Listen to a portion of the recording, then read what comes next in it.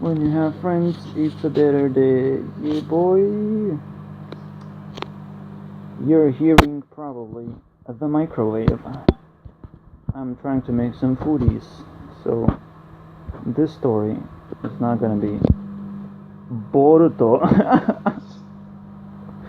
Not boring, you know? Not Boruto. So stupid. And we're done. We're gonna eat some pizza sandwich. It's not a pizza, okay? It's a sandwich. What the fuck are you talking about? Is that a good way to start vlogs? It's like you do some shit that is totally irrelevant, and then you're like, oh my god, what the fuck just happened with my sandwich?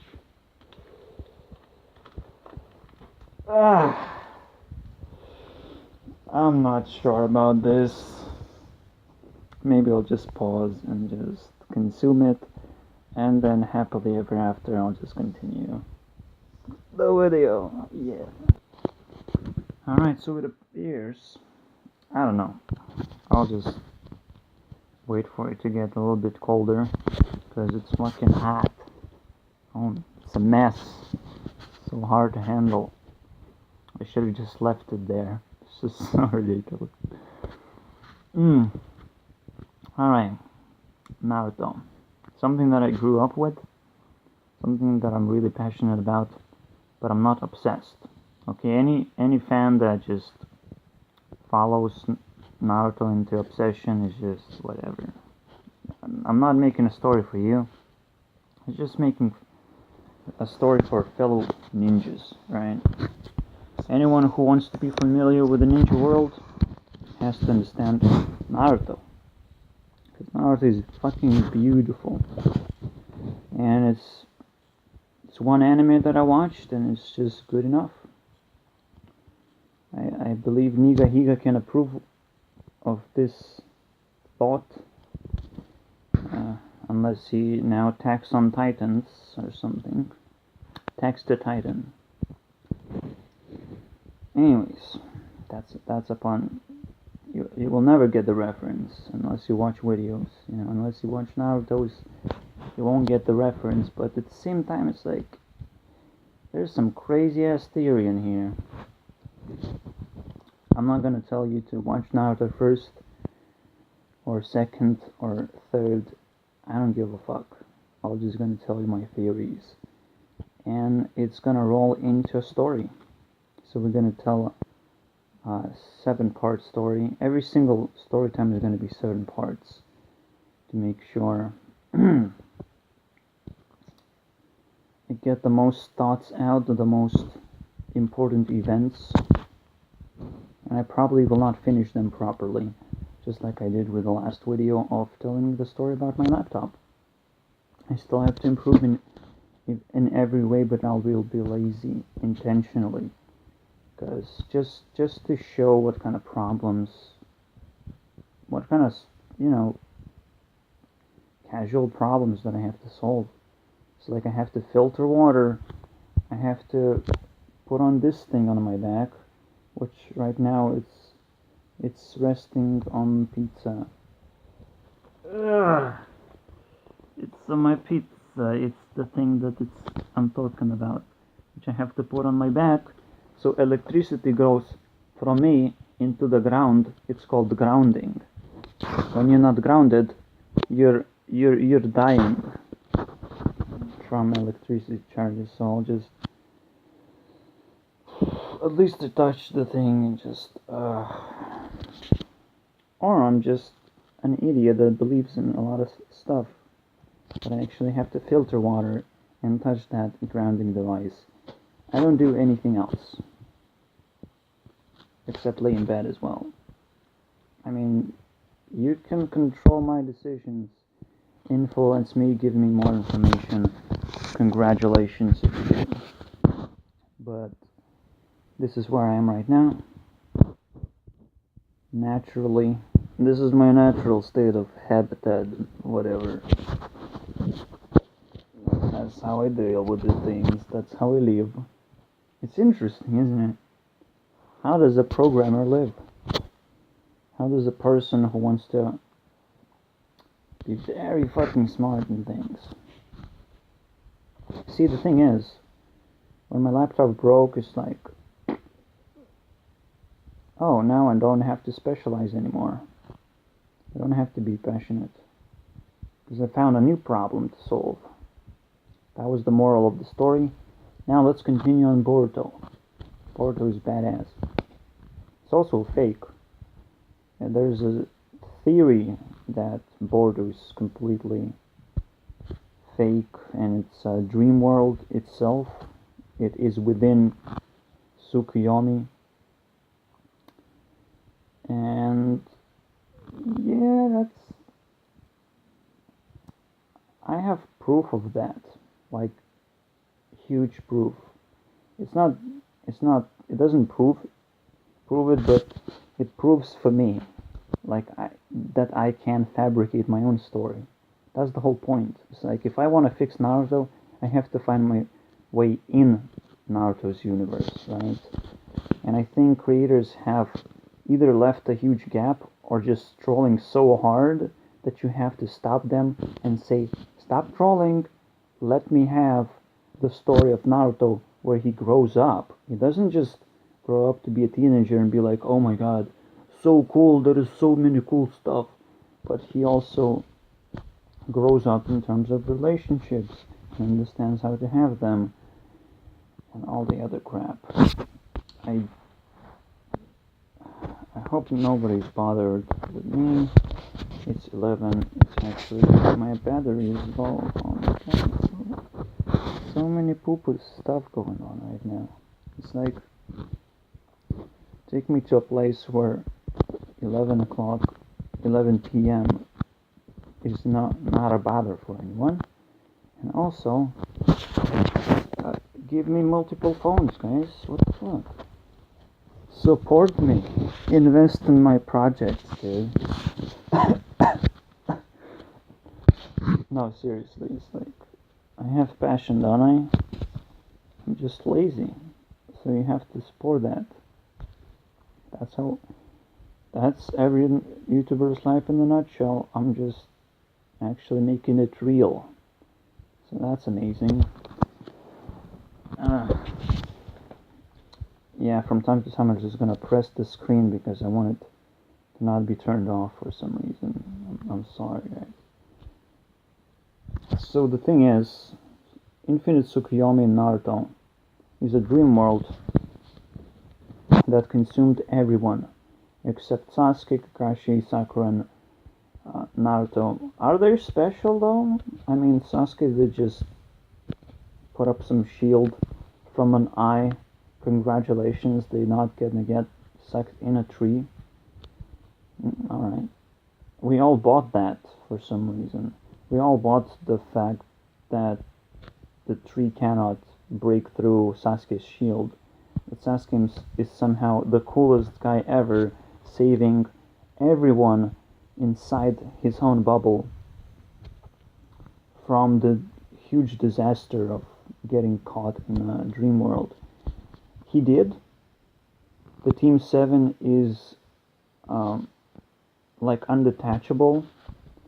I think he did extended his Sharingan though. The power of the eye to resist whatever, right? It's like a protective shield, so at the same time it's like, obviously have Susanoo. He has this armor he can conjure up with his Sharingan, whatever. Itachi has encountered, Kakashi encountered Itachi. They were fighting each other, and that's when Itachi revealed the weakness of Tsukuyomi. Tsukuyomi, you are immune to Tsukuyomi if you have the right Kekkei Genkai, which is, I'll reveal later, obviously. It's a weird word, but it basically means genes. It basically means bloodline. And you have to have the Sharingan. So Kakashi had Sharingan. He was like, Itachi, you're not gonna fool me. I have Sharingan. What the fuck? I can see through that bullshit. And he was wrong. He was already captured, and it's like, all right, let's go to Tsukuyomi, guys. I'll take Kakashi with me. And so they spent an eternity stabbing Kakashi. And the thing is about Infinity, Infinity ends when it gets boring, right? So when Kakashi gets bored of being stabbed, that's when Infinity ends. Almost like every single emotion is like Infinity of getting stabbed in the face or whatever. It's an infinity. You can sometimes like take that infinity away from you, but you're gonna still be not immune to its influence. Every time the emotion will pop up again, you're gonna be like, oh my god, I did this before and I couldn't, survive it. It's all about surviving the emotion. It's pretty fucking intense and interesting. So that's what Kakashi did. That's what Sasuke did. Thanks to Itachi, man, just the whole fucking team succeeded in whatever. But the thing is, if they were immune to Tsukuyomi, what the fuck was happening to the ninja world in the first place? Uh, um, I guess my theory kind of collapses like, sure, they survived. It's not a big deal. It's like, how are you going to create a story out of that? They should have been sucked in. But we also understand the nature of the chakra tree. Like the thing that actually creates the dream world. You could think that it was symbolism rather than like Naruto and Sasuke and Sakura and Kakashi can't uh, undo their Tsukuyomis, right? Once people in the dream world, they just cannot be undone, and that's the reality that they woke up to. It's like the Tsukuyomi has been unleashed. Sasuke lowers his shield, and they realize that even the caster himself got caught. And that's where Kaguya kind of steps in.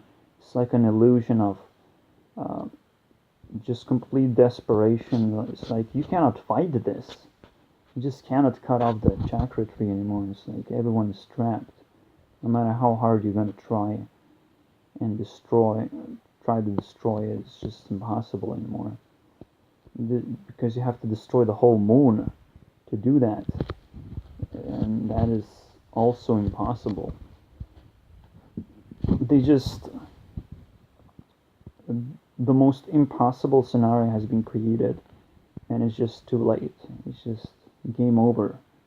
So creators just wanted to troll people until they figure out that, holy shit, Naruto's universe can actually be influenced and debunked. Boruto never existed. It's like theory has to win right now. And in fact, that would be the most smartest fucking thing ever for creators to do.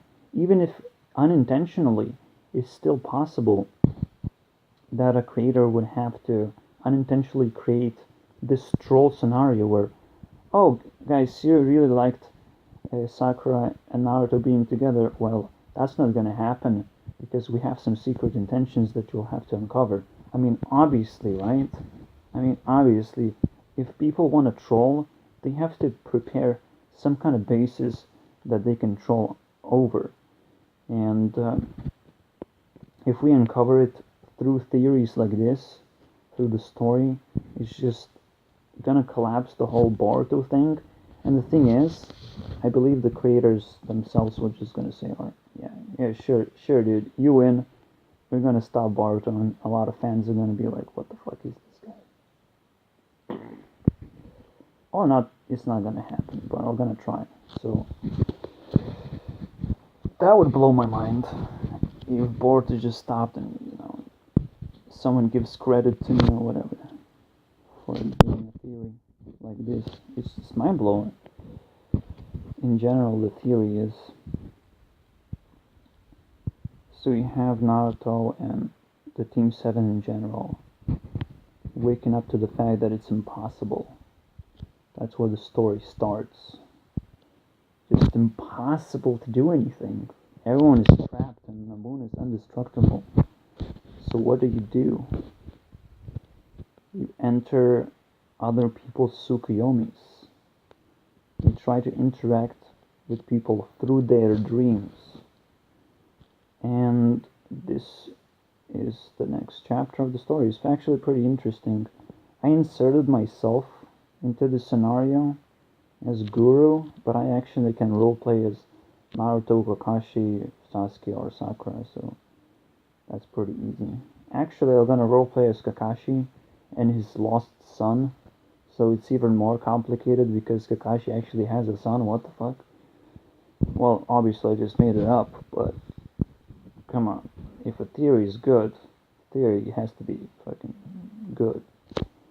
And every hater can come up to me, see what kind of things I have to play around to make my theory a success, right? What kind of things I have to consider. See, the thing is about Kei Genkai is that it's genes, it's a bloodline, it's something that you give to the next generation. But how do you get genes? Obviously, you get genes through epigenetics, which is reacting to the environment, getting experience. Or, in Naruto's case, if you complete infinite Tsukuyomi, an infinite problem, it will last forever until you solve it. And obviously the fact that Kakashi even escaped Itachi's Tsukuyomi and didn't just collapsed for a really, really long time in reality. Like, I mean, the fact, well, he would just, I don't know, actually. The fact that Tsukuyomis last only like a few seconds or something, that's garbage. It shouldn't last that little amount of time, right? I mean, think about how long it should have lasted. Honestly, it's like, okay, the chapter 3 captures the ninjas, but it lasts for some kind of amount while they're being captured. Is how much of that time is being used to cast the Tsukuyomi, how it should have been done, because that chakra tree is like, wow. And I call it, instead of a god tree, I call it chakra tree or whatever.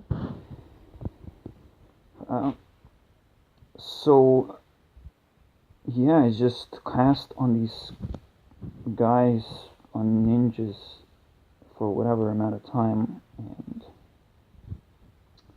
who knows how much it should have been. Okay, I'm getting infinite Tsukuyomi right now, so I have to stop the video. In fact, it's like about time. It's so beautiful though that the story is just gonna start and be like, hey guys, we need to somehow cut the tree down, but we can't actually do that. So what we're gonna do is we're gonna insert ourselves in a dream. So these 4 guys are gonna try to save the world, a little bit differently. While Hinata is gonna dream about, oh Naruto, oh yeah, Naruto. Fuck that shit. I mean Boruto, fuck that shit. I'm not gonna even explain how bad it is.